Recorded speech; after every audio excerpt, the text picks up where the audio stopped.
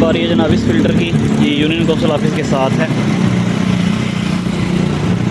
यहाँ से पानी को टेस्ट करते हैं और देखते हैं क्या रिज़ल्ट आता है।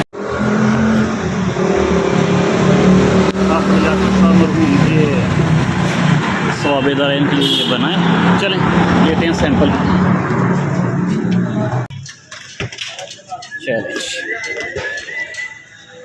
चलें जब चेक करते हैं यूनियन कौंसिल ऑफिस के सामने जो 7 फ़िल्टर है उसके पानी का रिज़ल्ट चेक करते हैं। मैं सैंपल लेके आऊँ उधर से।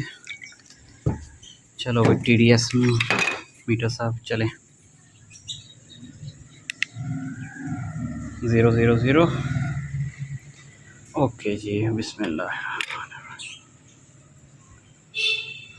ये सर 300 है।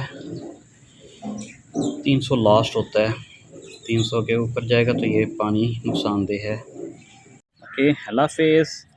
सब्सक्राइब कर दें और लाइक कर दें वीडियो को, शेयर भी करें। बाय।